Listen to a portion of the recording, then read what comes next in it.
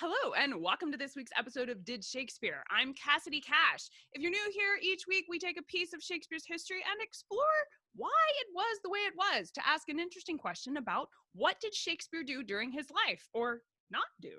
This week we're taking a look at pumpkins in Elizabethan England, and specifically whether or not Shakespeare would have carved a pumpkin.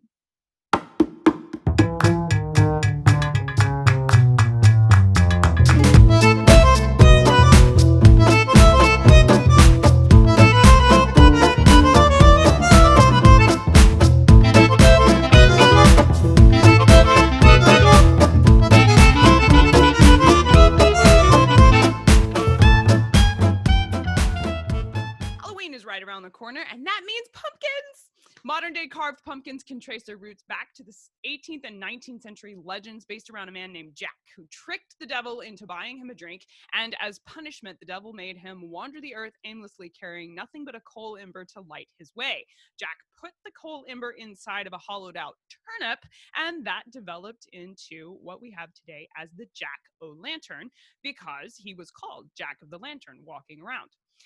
Now, that well outdates Shakespeare, right? 18th and 19th century, several hundred years after the life of William Shakespeare, and that story varies greatly depending on where you find it. So I wondered if there was something older. Was there a tradition that went back further that Shakespeare would have known about carving vegetables, turnips, rutabagas, pumpkins, for his lifetime? And that's why this week we're asking, did Shakespeare carve a pumpkin? Let's start off by setting the record completely straight to say, no, Shakespeare would not have carved a jack-o'-lantern, because that term doesn't etymologically date to within his lifetime.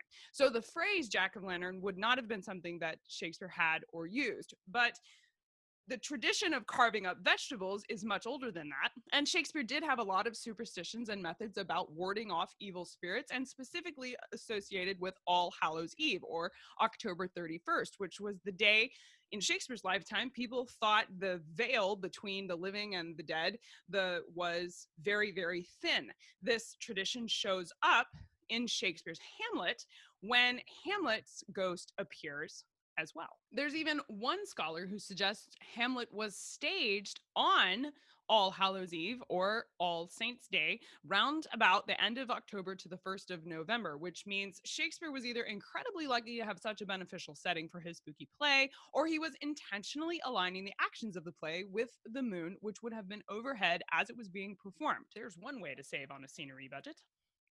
It seems that the 4 days over which Hamlet apparently takes place are the 4 main days dedicated in England to remembering the dead, and specifically days in which the ghosts of our past ancestors were thought to roam the earth. October 30th is known as the Feast of Marcellus. That's the same name as one of the characters in Hamlet, and probably not accidentally, I might add. October 31st with All Hallows Eve, and November 1st is All Saints' Day, and November 2nd is All Souls' Day. It was common in Elizabethan beliefs that spirits walked the earth on All Hallows Eve. November was commonly associated with death, and the last 3 of these holidays were all about remembering the dead.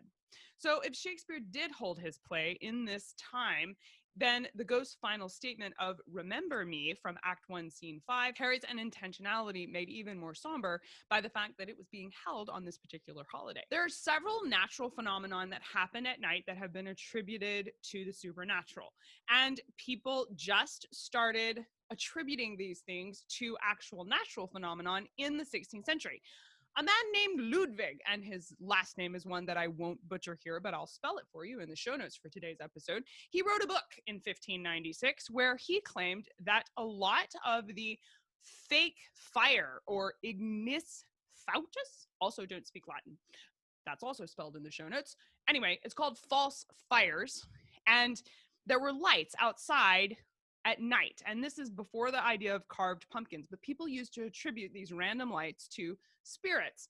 And the 1670s came up with the phrase "will o' the wisp." You've seen this show up in modern movies like Brave from Disney Pixar film. They had the wisp as who she follows out into the forest, and that was a common term, but that also dates to after Shakespeare's lifetime. So we still had to go back further, and this book from Ludwig in 1596, it's called "Of Ghosts and Spirits Walking by Night, and of Strange Noises, Cracks, and Sundry Forewarnings, which commonly happen before the death of men." It's a huge, long title.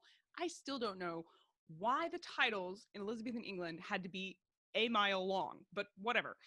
Apparently, there were a lot of lights moving around in the darkness across the land or the sky at night, strange noises, and what Ludwig here calls sundry forewarnings that altogether makes living, especially at night in Elizabethan England, sound incredibly creepy. But 1596 is right when he writes this book to try and connect these weird happenings with actual natural phenomenon.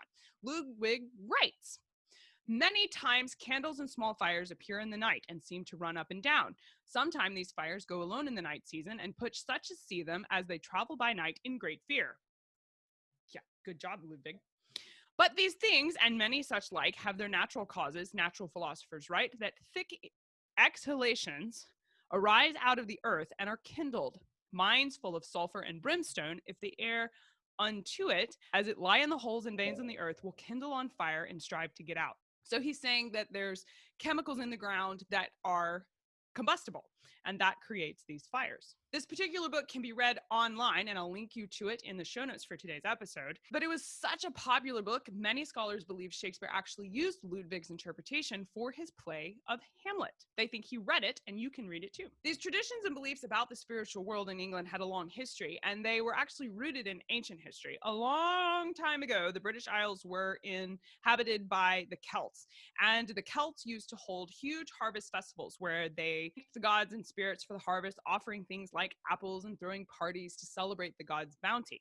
When the Romans came in and conquered the Celts and Christianized the British Isles, they carried some of these traditions over into Halloween. That's why we have things like bobbing for apples, and honoring the harvest also followed along with things like fear of death, decay, and evil spirits. The Celts in particular were the ones that believed the veil between the living and the dead was the thinnest on October 31st, and that carried over significantly. So it seems Shakespeare may or may not have celebrated All Hallows Eve with a carved vegetable. All the references I could find to carving up turnips and rutabagas happened later after Shakespeare's lifetime, some tantalizingly close. I found some references as early as 1663 to the carving up of turnips and rutabagas, but that was in places like the Netherlands, which may or may not have been going on in England. I couldn't find any references to carving up vegetables of any sort and putting a candle in it for Elizabethan England, but if you know of some, please leave them in the comments and let me know. Shakespeare would have celebrated Halloween, however, he would have just called it All Hallows Eve, and he'd have celebrated that with things like mumming or dressing up to tell folk tales involving ghosts and spirits, as well as eating celebratory foods and taking specific actions to ward off spirits, fairies, and ghosts, all of which come up frequently in Shakespeare's plays. You can see this happen in Titus Andronicus, as well as Macbeth. And so the answer to this week's question of would Shakespeare have carved a pumpkin, I'm calling it a no. I don't think Shakespeare would have carved pumpkins. Pumpkins, for one thing, were native to North America and were likely not popular in England if they were there at all. And carving them doesn't seem to have been a fashion that made it widely available in England until well after Shakespeare had died. Would you like to know more about Shakespeare's All Hallows Eve traditions, carving rutabagas and beets in England, or about the Irish Celtic folklore that led to jack-o'-lantern? If you would like to see more videos about any of these topics, please make your selection and let me know what it is in the comments below. And make sure you subscribe to this channel and hit the little notification bell so you'll be notified when that episode comes available on the channel. That's it for this week. I'm Cassidy Cash, and I hope you learned something new about the Bard. I'll see you next week. Bye-bye.